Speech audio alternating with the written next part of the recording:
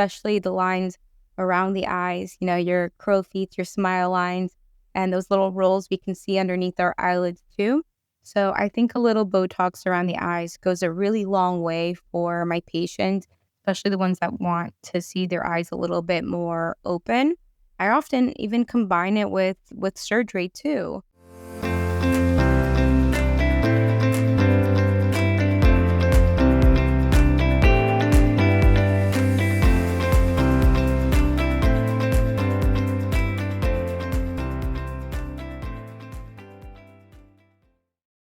Hi, skin friend. I have a special treat for you today.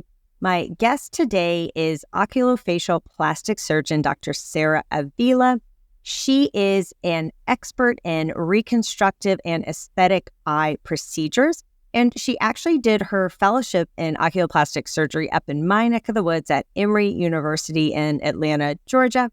She is now the owner and founder of Sarahavila Oculofacial Plastic Surgery, where she uses her eye for detail to give patients the best, most refreshed, most natural-looking results for their eye care. I'm really excited today to have a discussion on oculoplastic surgery and what that is and how we can keep our eyes and the skin around our eyes looking amazing and healthy. You're definitely not going to want to miss this episode. Dr. Avila, thank you so much for being here. It's such a small world that you were up here in Atlanta and at Emory not too long ago. And I love that we can now connect over ophthalmology and aesthetics things. Yes, thank you so much for having me. I know it's a small world and I'm so happy our paths are crossing again.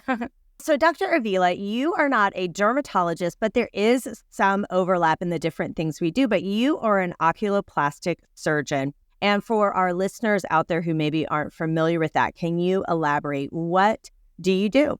So I'm an oculoplastic surgeon, like Dr. Mina said, and it's a path after ophthalmology residency. So we are trained eye surgeons that go on to do a fellowship specifically on all things eyelids and face.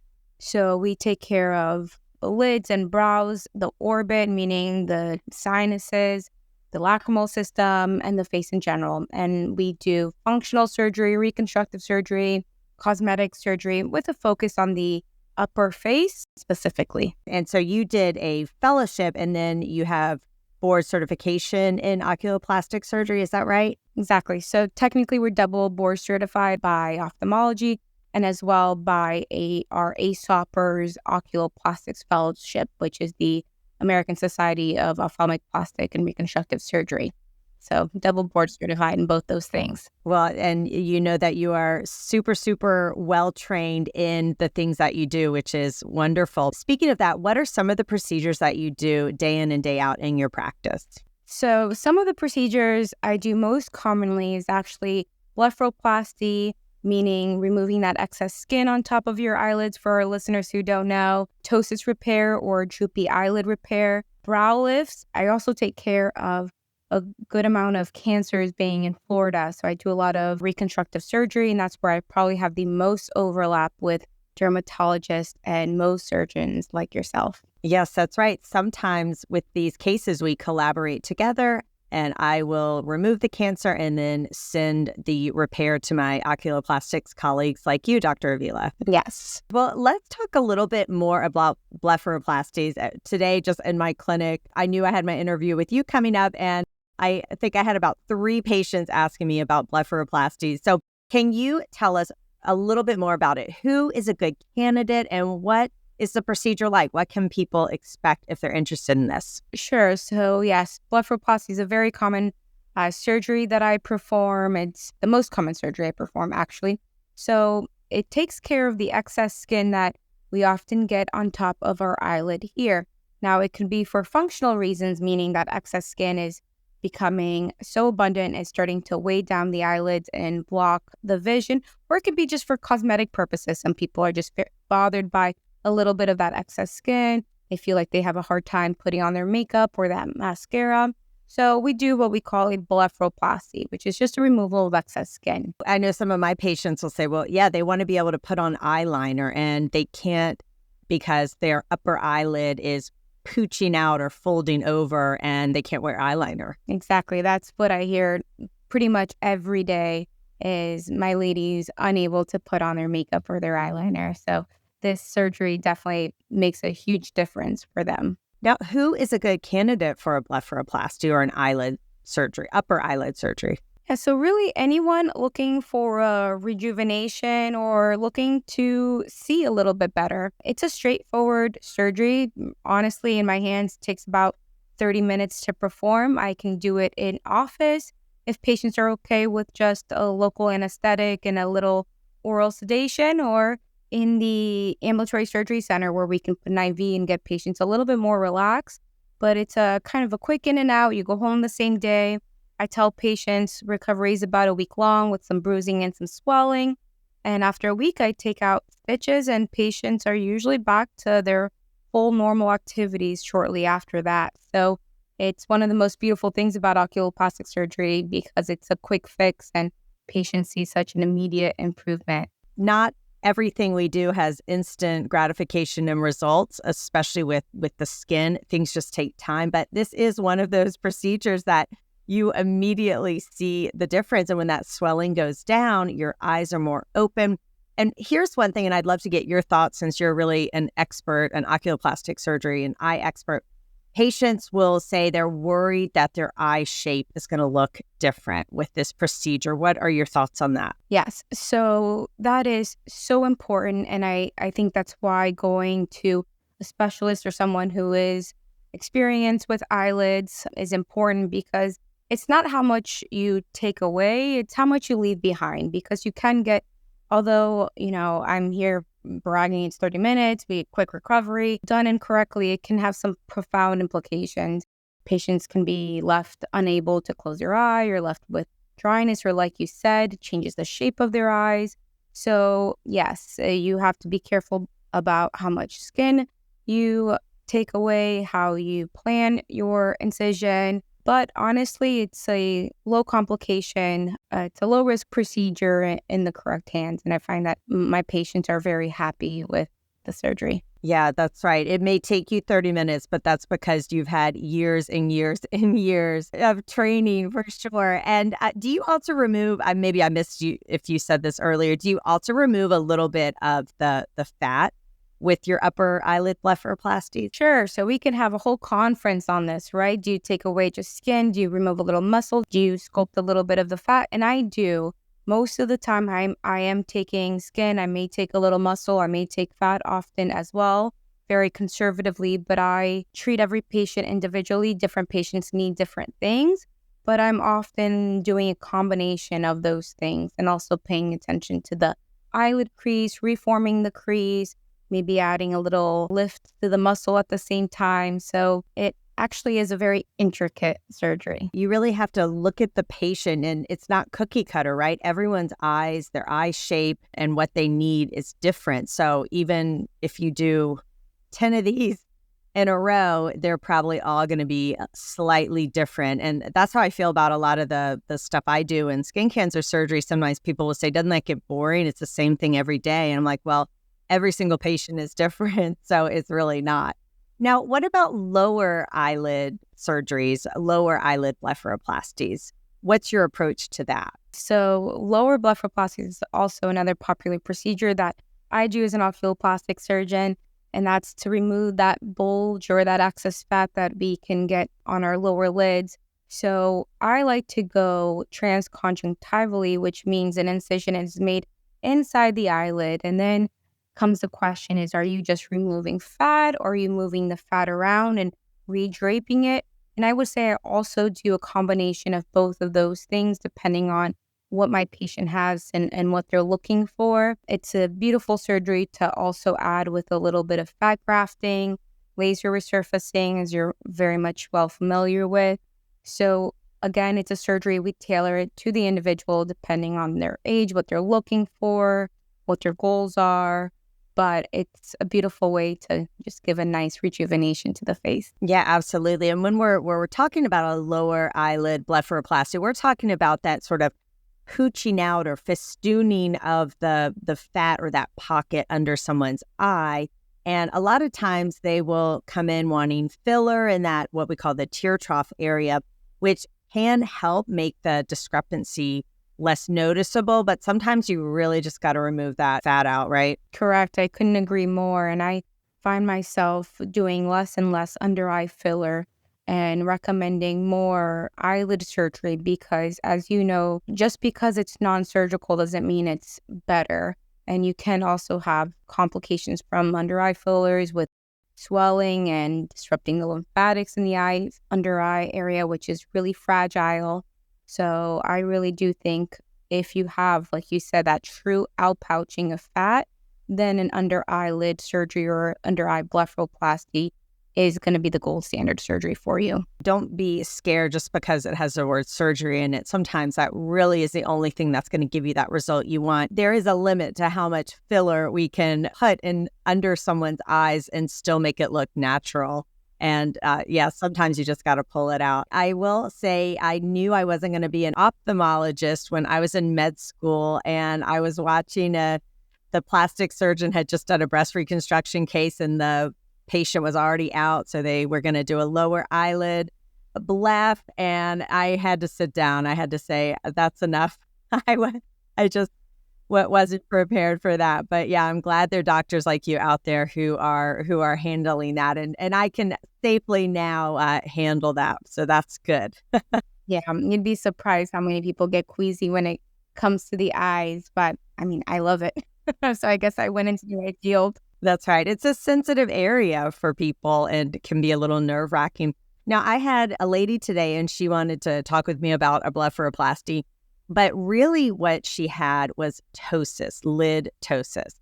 Can you tell us the difference between those and how do you treat it? Or I guess, first of all, what is lid ptosis? So ptosis, like you mentioned, is just a droopy eyelid. It's a weakness in the muscle that's causing the upper lid to fall into a lower position. And the way I explain it to patients is your upper eyelid should be resting right on top of the colored part of your eye or your iris.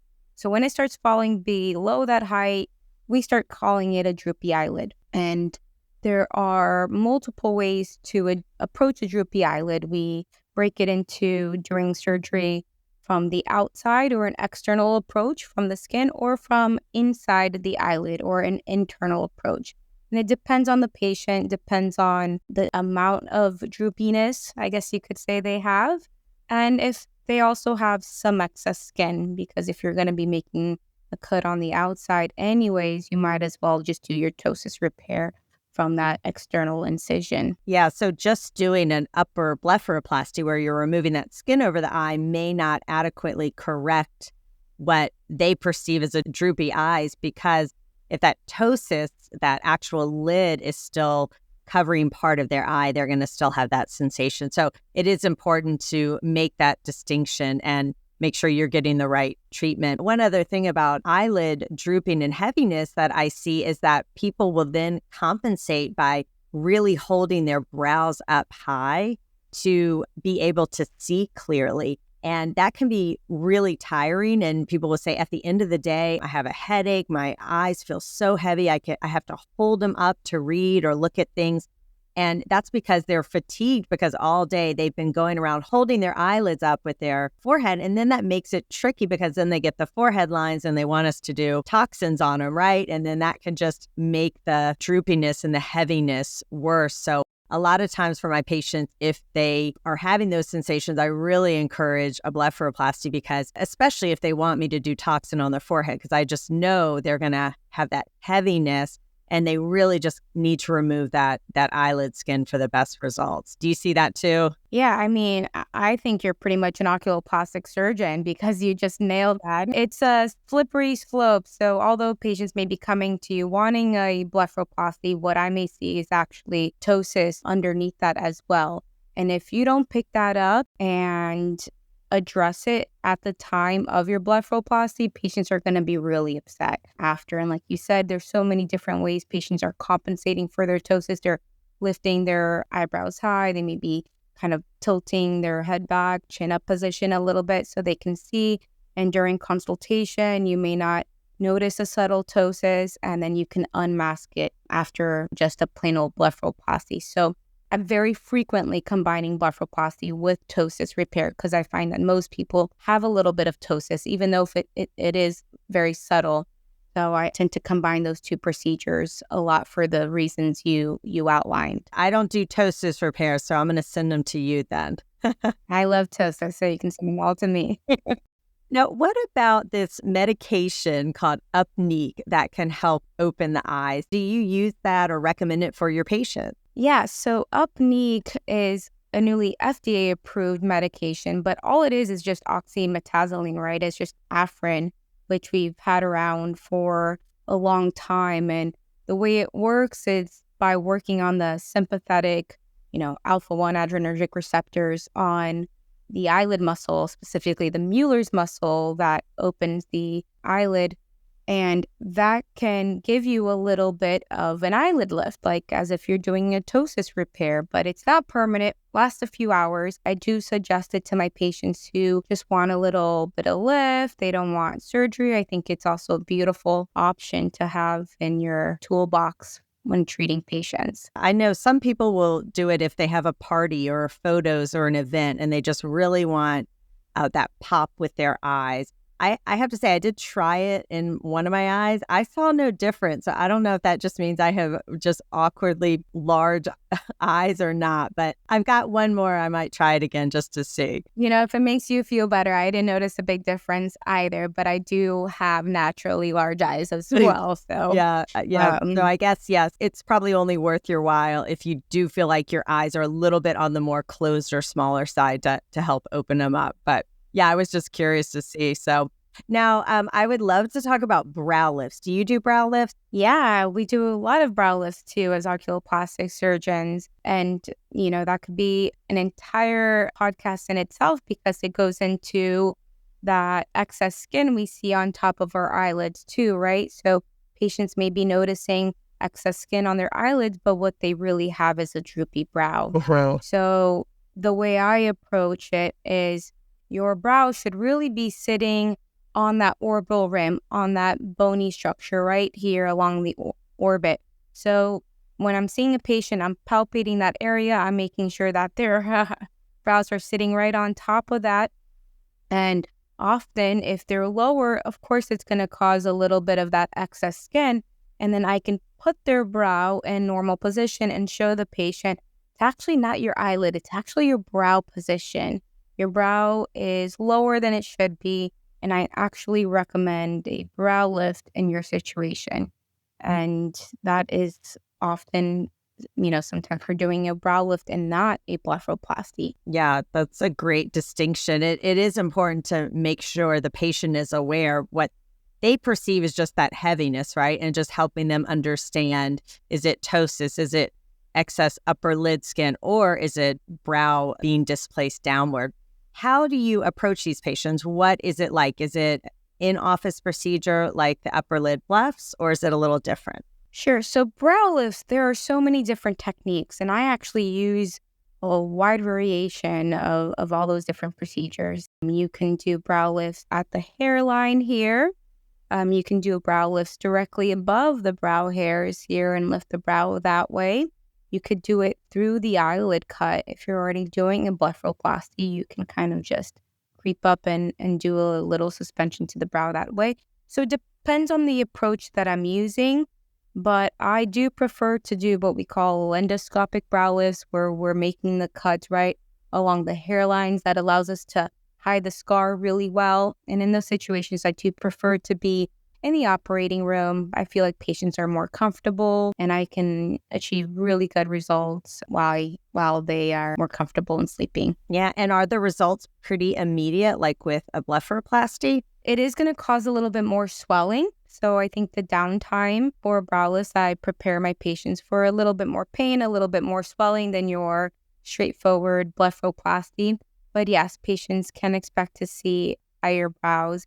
In fact, sometimes I even lift them a little higher than I wanted to, knowing that I'm going to get a slight descend, after a few weeks. So I tell them it's going to be a little higher, but trust me, in a few weeks, it's going to be in the perfect position. Because if you have it right exactly where they want it with all that swelling, they're going to be disappointed once that swelling goes away. I would love to know, what are some of your favorite aesthetic treatments for the periocular area to kind of brighten the eyes? I feel like people feel their eyes show their age a lot, and whether it's creping skin or the bags under the eyes or the skin redundancy. But what are some of your go-tos for eye rejuvenation and the skin around the eyes? We love Botox. It's the holy grail for us in terms of preventing wrinkles and smoothing those fine lines, especially the lines around the eyes, your crow feet, your smile lines, and those little rolls we can see underneath our eyelids too.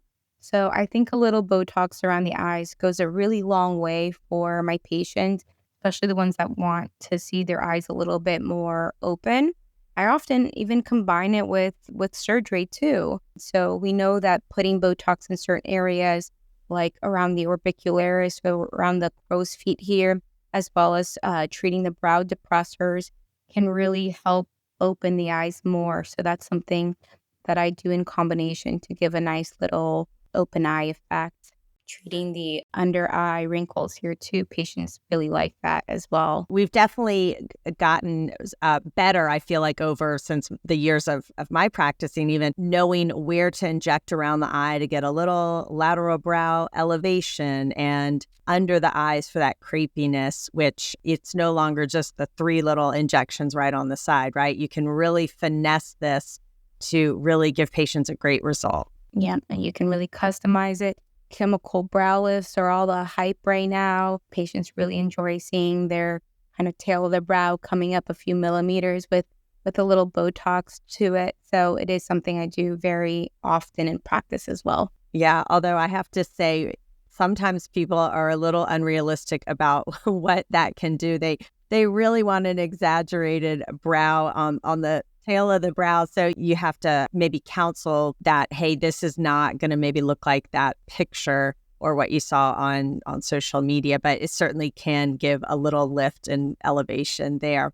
So that kind of leads me to my next question. I know in dermatology, well, in aesthetics, right, there's so many different trends and things being put out there on social media, some good, some not so good. What are some eye trends you're seeing out there? And do any of them concern you? I see so much on social media and I just have to refrain myself and to move along. But I would say something I do see very often, and this goes back to the conversation we were having, that just because it's a non-surgical treatment doesn't mean it's better, right? So sometimes people will promote something as a non-surgical alternative to the blepharoplasty, for example. So plasma pen is, I think, a good example to talk about, as people who do it say it's the non-surgical alternative to the blepharoplasty.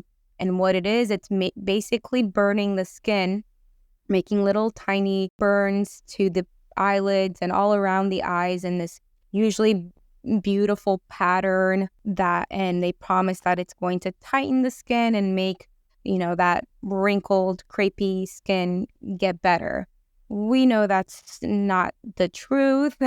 We know that the results are going to not be long-term. So that is something I always counsel patients to stay away from. I'd be worried about scarring with that delicate eyelid skin. Yes. And we see it as oculoplastic surgeons. I think most of us have seen at least one case of burning or scarring or some sort of complication from these things like the plasma pen and variations of it. Yeah. What about, have you seen or heard about people dyeing their iris, the colored part of the eye? Right. Yeah. So I think changing your iris color is something we have been doing for a long time in ophthalmology, but for conditions like aniridia. So when patients are actually born without an iris, we can go in and provide an iris implant, which has a lot of benefits, blocking the sun, all of those things. But now people are trying to do this for cosmesis. You can either change your iris color by putting an iris implant in or lasering the pigmentation that you already have on your iris away, or inserting actual dye pigment into the cornea in order to give the appearance of an altered iris color. And again, I think if you trained in ophthalmology, especially in New York City, because there is some big centers that do this there, you have seen complications of it. So you are implanting something into the eye. It's sitting on top of your iris that often can cause inflammation, glaucoma, vision loss. I've seen loss of eyes from this. So yes, I would say it's heartbreaking. It is not something I recommend. Yeah, I would say maybe get contacts, right? That's a safe alternative, right? Correct. Maybe in the future our technology improves, but I think with the technology we have right now, our results are limited and there is definitely a high risk of complications for those procedures. Yeah, gosh. And just the thought of dyeing or tattooing your iris just kind of gives me like the heebie-jeebies a little bit. But I have seen it and heard about it. So I definitely wanted to get your thoughts on that. Are there any trends out there that you think are good or that you stand behind?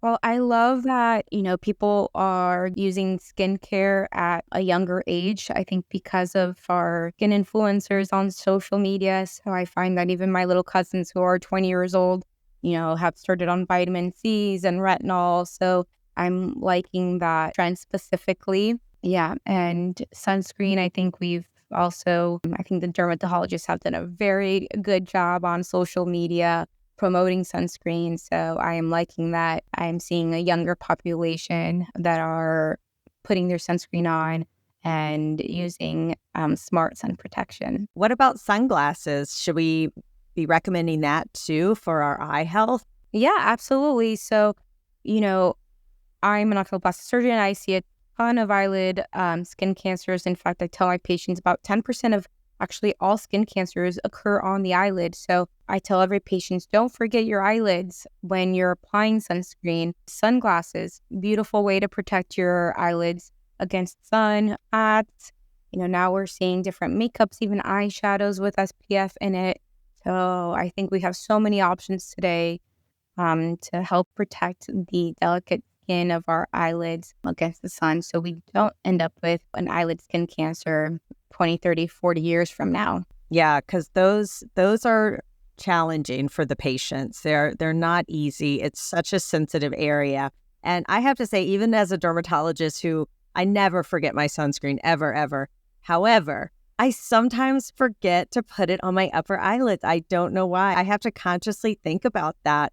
I don't know why. It's like I stop at my eyebrows, or people I know stop at their neck or stop at the lower face and don't extend to the neck. So it's important to include all that and include the upper eyelid skin when you are putting your sunscreen on, and the lower eyelid too. So that's great advice. And yeah, as in our field, we take care of these patients with these skin cancers. And I always say, like, put me out of treating skin cancers. That I wouldn't be mad about that at all. Dr. Avila, this has been a lot of fun. Can you share maybe your top 3 pearls for listeners regarding aesthetic eye procedures? Sure. My top 3 pearls regarding kind of aesthetic eyelid procedures, I'm going to add the sunscreen there, protecting your eyelids.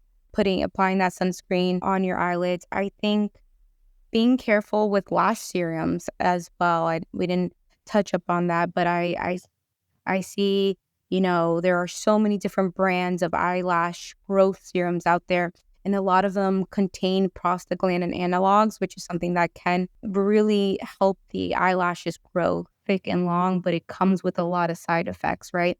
We know it can cause dermatitis, periocular dermatitis. It can cause fat atrophy, meaning the fat to go away, leaving you with sunken eyes. It can change color of your iris. So there's another way to change your iris color if you don't want to go the iris route. But I don't recommend that as well. What do you recommend as a safe alternative then for that, for people wanting to grow their eyelashes? So there are a lot of other growth serums there that will be prostaglandin analogs free. The one I specifically use is called Alchemy, and it is ophthalmology tested. It has no prostaglandins, so that is the one I like. And I'm always reading the ingredients in the back of the product to make sure it doesn't have any prostaglandin analogs. And I tell my patients, anytime you're seeing the word prost, latanoprost in the name, or betamaprost, those are prostaglandin analogs. So look for something that either begins or ends with prost or has prost in the name. That means it has prostaglandins in there. So stay away from that if you see prost. They can work really, really well, but I know a lot of patients can't tolerate it because of the irritation. And I was always really worried about using it because I have green eyes and I didn't want them to become brown. I love brown eyes, but I just wanted to keep mine. So yeah, that was a concern I had. So that's great advice. I guess my last one would be to seek out a qualified, well-trained surgeon for whatever you're considering. If it's for complex eyelid surgery, I would see board-certified oculoplastic surgeon. If you're looking for a rhinoplasty, go to someone who's ENT trained. So I think being qualified and board certified in that specialty is really important. Yeah, especially nowadays, we're so super specialized. So you want to go see the person who is doing this day in and day out. And sometimes my patients will ask me, well, what's your surgery day? Or when I'm like, every day is my surgery day. I do this every day, literally every day.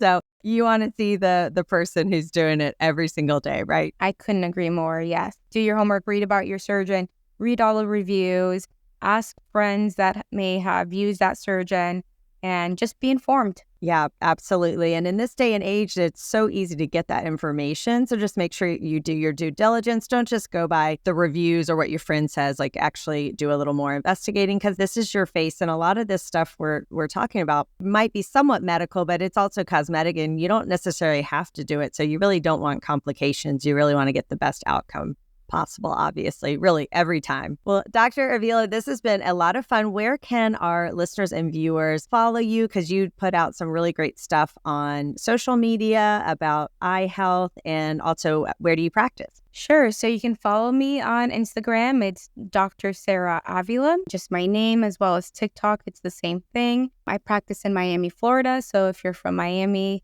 feel free to look me up and pay me a visit. It would be an honor to see you and treat you. So yeah, I look forward to being friends. Yeah, so well, awesome. Well, I will include all of that, all your handles and everything in the show notes so people can get in touch with you and follow you.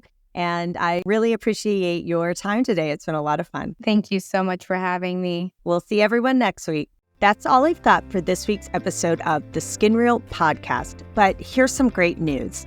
One of the most valuable things you can do to help me and other new potential listeners to find my show is for you to both rate this show and leave a review.